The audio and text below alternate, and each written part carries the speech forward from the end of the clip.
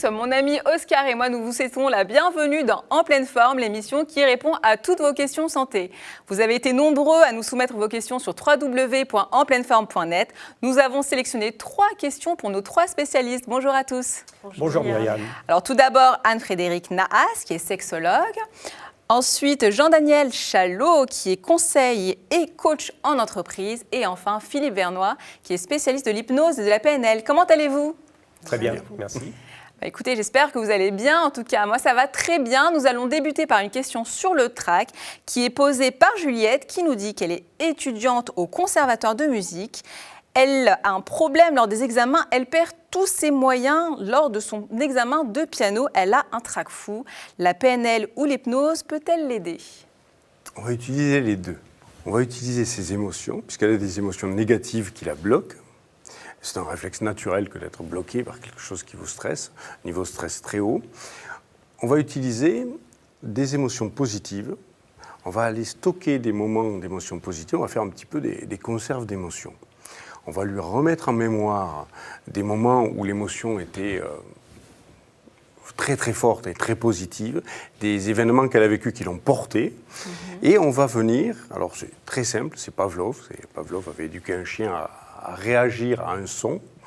On va ancrer ça, c'est-à-dire qu'on va prendre une émotion positive et on va venir l'ancrer à un stimuli. Stimuli-réponse. Chaque fois que ce stimuli sera déclenché, en l'occurrence, on lui fera faire un appui sur le poignet ou un geste comme ça, un geste signal, on appelle ça, qui va déclencher automatiquement l'émotion positive.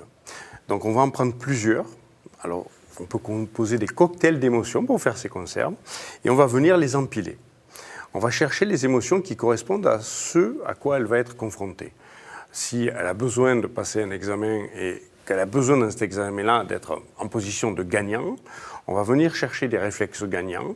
Ces émotions internes vont générer ces comportements. Donc on va empiler ces émotions et venir les ancrer soit sur un appui physique, corporel, soit sur un geste qu'elle peut déclencher. Donc avant son examen, elle fera ce geste qui déclenchera en elle une sensation positive et là son trac va se dissiper. Totalement. Et elle va être envahie par l'émotion positive. On va prendre des moments de victoire. Alors, si elle fait un peu de sport et qu'elle a eu des victoires en sport, on va prendre ces moments-là, lui faire revivre et venir ancrer ses émotions. Et on peut mixer des émotions comme ça qui ne sont pas contradictoires mais complémentaires, qui sont des boosts, des émotions plutôt énergisantes et positives. Et elle n'aura qu'à appuyer sur le bouton pour qu'automatiquement ça réapparaisse en elle. Est-ce que vous pouvez nous mimer des gestes que vous conseillez lors de vos séances ? Il y en a un qui est célèbre, c'est yes. Ce geste-là, c'est un geste de victoire. Que vous utilisez beaucoup en PNL ? Pour ma part, non, mais j'ai un ami qui travaille avec des managers et qui utilise yes très fortement parce qu'il dit yen, euro, dollar. D'accord. Et ça les motive bien. Pour notre sujet, ça sera différent.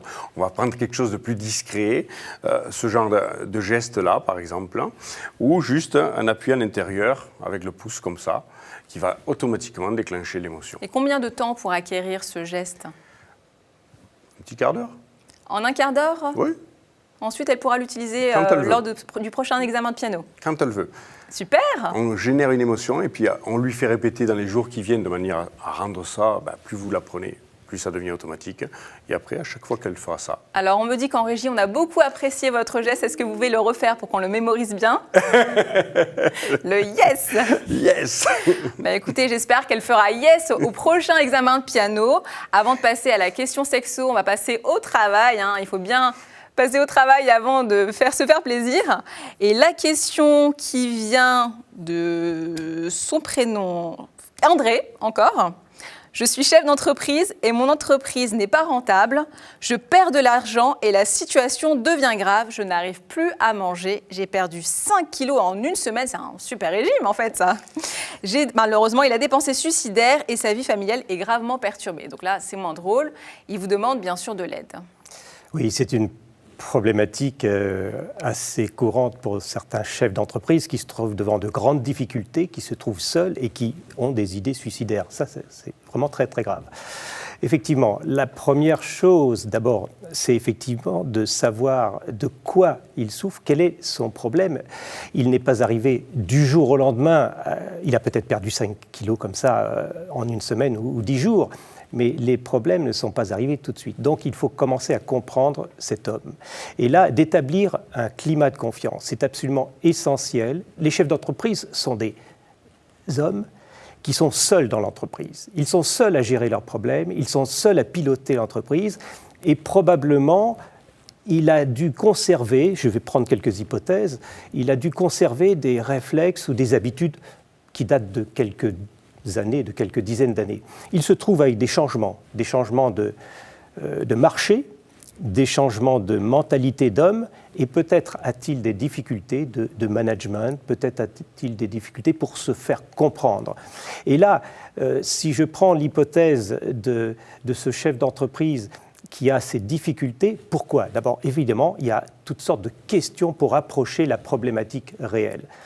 Imaginons, on prend une hypothèse, que c'est quelqu'un qui a du mal à échanger avec des jeunes, avec des managers jeunes, avec des directeurs opérationnels qui sont jeunes, et qui reste sur une attitude ancienne, directive, autoritaire. Voilà, alors là, si on a identifié ce problème, la difficulté, ça va être qu'ils reconnaissent cela.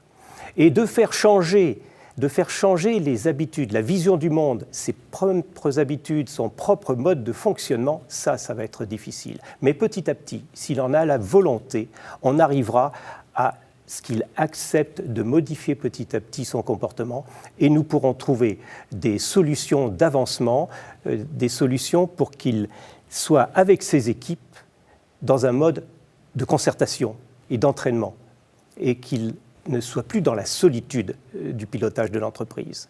C'est une acceptation de l'individu au changement qu'il doit effectuer. Parce que là, c'est gravissime, ça en vient à des pensées suicidaires. Votre rôle, c'est presque de lui sauver la vie. Là, il est en détresse. Alors effectivement, c'est quelqu'un que je vais certainement rencontrer fréquemment.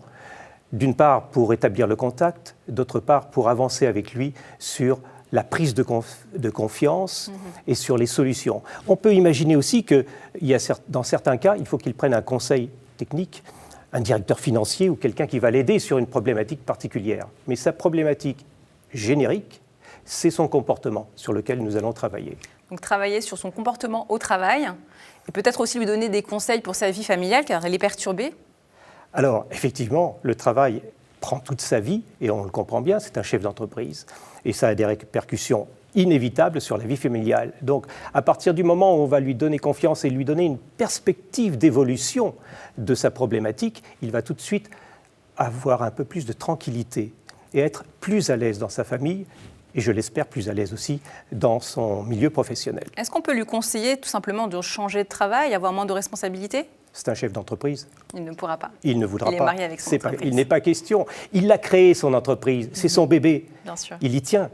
Seulement, il faudra qu'il change un petit peu de paradigme vis-à-vis de l'ensemble de son fonctionnement. En tout cas, je lui conseille de prendre un peu de plaisir, ça lui fera du bien.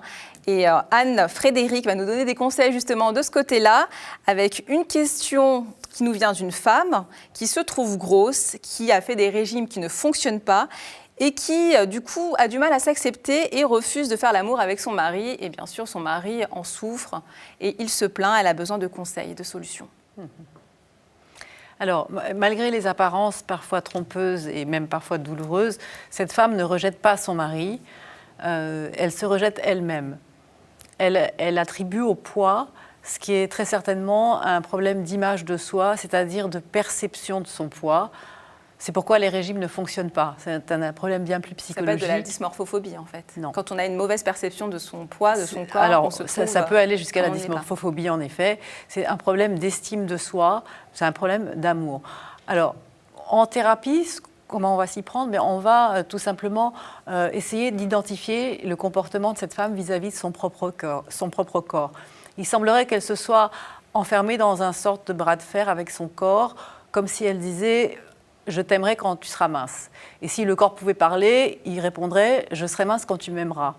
Et donc on est arrivé au parfait blocage, qui est en fait cette condition de minceur qui est imposée par la société occidentale. Qui est imposée par la société occidentale, qui peut aussi remonter encore plus loin dans l'enfance, quand les parents avaient toujours cette condition, cette prescription, si tu réussis, alors tu auras, quand tu auras fait tes devoirs. Alors, c'est nécessaire à l'éducation, et heureusement, ça ne fait pas toujours de dégâts, mais sur certains enfants, plus vulnérables que d'autres aux figures autoritaires de l'enfance, eh bien, ça peut avoir un impact négatif sur l'estime de soi.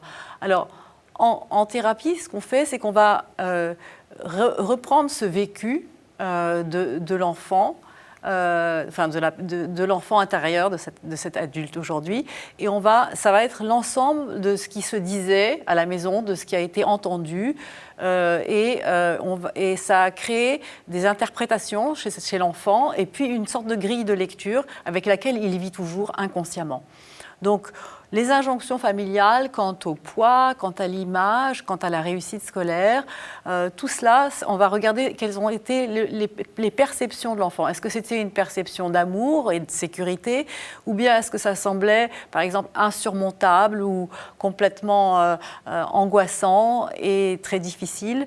Et quelle a été l'attitude ensuite d'acceptation ou de révolte par rapport à tout ça ? Tout ça, on va en faire une nouvelle lecture qui va permettre de dissiper les malentendus, de pardonner et de laisser circuler l'amour pour soi-même et pour tous. Donc ça, c'est vraiment la clé de l'amour, d'une sorte de réconciliation avec soi-même. Je dirais qu'un couple qui consulte est un couple qui est vivant, c'est-à-dire qui se préoccupe de son devenir. Et qui est conscient aussi de son problème. Voilà. Et sortir de l'accusation, c'est-à-dire le poids, l'autre, eh bien, c'est sortir de la victimisation, de l'impuissance, c'est sortir d'un comportement infantile. Se donner des moyens, se donner des objectifs, c'est un comportement adulte. Trop de couples se séparent très rapidement pour de mauvaises raisons. C'est une attitude qui est une attitude infantile.